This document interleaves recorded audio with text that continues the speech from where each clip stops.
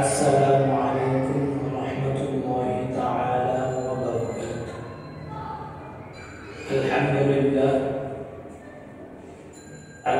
لله وحده، والصلاة والسلام على من لا نبي بعده.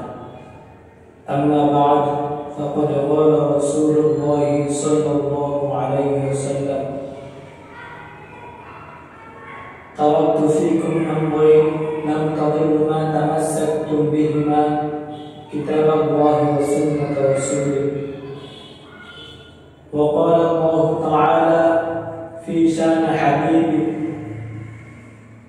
إن الله وملائكته يصلون على النبي يا أيها الذين آمنوا صلوا عليه وسلموا تسليما। আলহামদুলিল্লাহ, আল্লাহ রাব্বুল ইজ্জতের দরবারে অসংখ্য শুকরিয়া যে রব্বুল ইজ্জত রব্বুল আলামিন আরশ আযম কুল কায়নাতের মালিক সমগ্র পৃথিবীর রব আল্লাহ রাব্বুল আলামিন আমাদেরকে দয়া করে মায়া করে ভালোবেসে তার পছন্দনীয় মজলিস জান্নাতি বানানো উলামাদের সুহবতে নেককারদের সঙ্গে কিছু সময় ব্যয় করবার সুযোগ করে দিয়েছেন। এজন্য সকলের অন্তর থেকে শুকরিয়া আদায় করে আলহামদুলিল্লাহ। মুহতারাম হাজিরিন, বাংলাদেশের মধ্যে যতগুলো ইসলামী দল রয়েছেন তাদের মধ্যে একটি বড় মতবিরোধ রয়েছে, তা হল মিলাদ কিয়াম। কেউ বলেন মিলাদ কিয়াম হক, কেউ বলেন বাতিল। এই বিষয়টি নিয়ে বাংলাদেশের মধ্যে আমজনতা খুব বিভ্রান্তির মধ্যে রয়েছে। আসল আমরা সত্য কোনটা সেটা জেনে নিই। সত্যকে সত্য, হককে হক, বাতিলকে বাতিল, কুফুরকে কুফুর। যদি কোনো ব্যক্তি চিনতে চায়, সেই ব্যক্তি আল্লাহ রাসূলের হাদিসকে ফলো করতে হবে। আল্লাহ রাসূল বলেন, তাওয়াক্তু ফীকুম আমরাইন লাম তাদুল্লু মা তামাসসাকতুম বিহিমা, কিতাবাল্লাহ। প্রথমে বলেছেন কিতাবাল্লাহ, অর্থাৎ আল্লাহর কিতাব, যে কিতাব আল্লাহ তাআলা পৃথিবীকে সঠিকভাবে অবগত হওয়ার জন্য, জানার জন্য পাঠিয়েছেন। যে কিতাব পাঠিয়েছেন সেই কিতাবকে আগে জানতে হবে। আল্লাহ রাসূল বলেন, যখন তোমাদের কাছে এই বিষয়টি কঠিন মনে হয় তখন তোমরা ফলো করো হাদিসকে, অর্থাৎ আমি যেইভাবে যেই কথাটা বলেছি, যেইভাবে যেই কাজ করেছি, সেই জিনিসটিকে তোমরা যদি ফলো করতে পারো তাহলে তোমরা হককে হকভাবে চিনতে পারবে, সঠিককে সঠিকভাবে চিনতে পারবে, কুফুরকে কুফুর হিসেবে চিনতে পারবে। তাহলে আসুন আমরা প্রথমে কোরআনকে জানি। কোরআনের মধ্যে আল্লাহ তাআলা মিলাদ কিয়াম নিয়ে কোনো আয়াত, কোনো উক্তি পেশ করেছেন কিনা।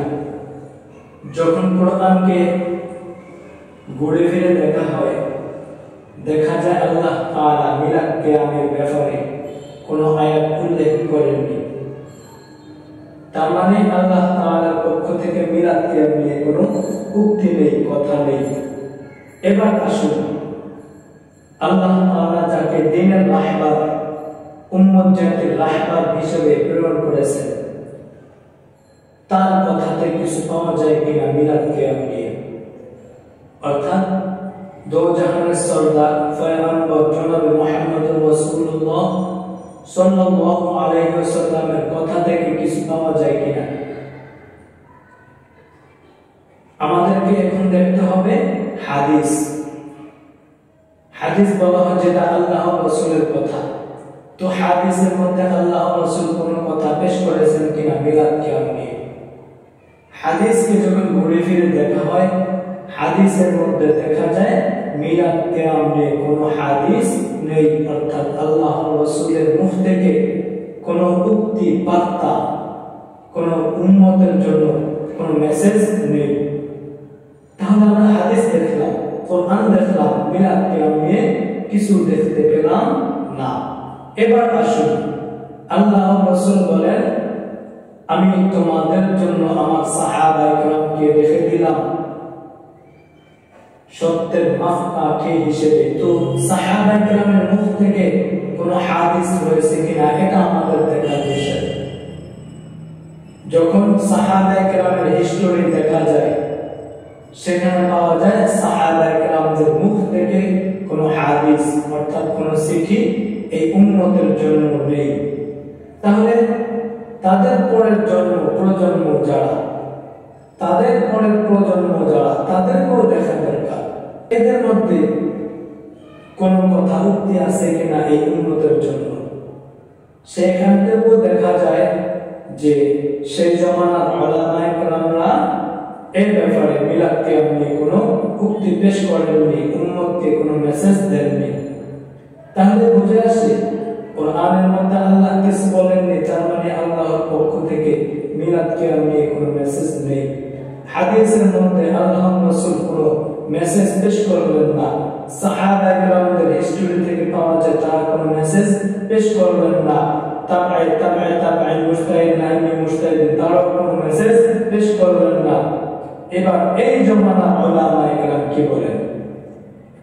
এই জমানার উলামায়ে কেরাম বলেন, যেহেতু আল্লাহ রাসূলের মুখ থেকে নেই, আল্লাহর মুখ থেকে নেই, সাহাবায়ে কেরামদের মুখ থেকে নেই, উলামায়ে কেরামদের মুখ থেকে নেই, তার মানে মিলাদ কিয়াম করা আল্লাহর রাসূলের মহব্বত বোঝায় না, এটা করা দ্বারা হক বোঝায় না, এটা করা দ্বারা সঠিক বোঝায় না। এবার আসুন, আল্লাহর রাসূলের মুখ থেকে তার জন্মদিন নিয়ে কোন বার্তা, চিঠি, মেসেজ এই উম্মতের জন্য আছে কিনা?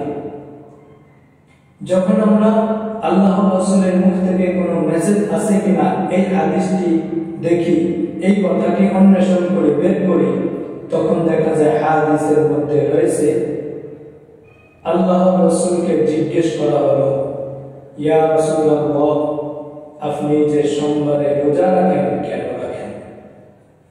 আল্লাহর রাসূল বলেন, সোমবার দিনে আমি রোজা রাখার একটি কারণ হলো সোমবার দিনে আমি জন্মগ্রহণ করেছি, আর একটি কারণ সেটি হলো সোমবার দিনে আমার উপরে ওহী নাযিল হয়েছে, আল্লাহ তাআলা কোরআন নাযিল করেছেন সোমবার দিনে, এই জন্য আমি রোজা রাখি। এই কথা থেকে বুঝে আসে আল্লাহর রাসূলের মহব্বতে রোজা রাখা সুন্নাত, রোজা রাখা যায়।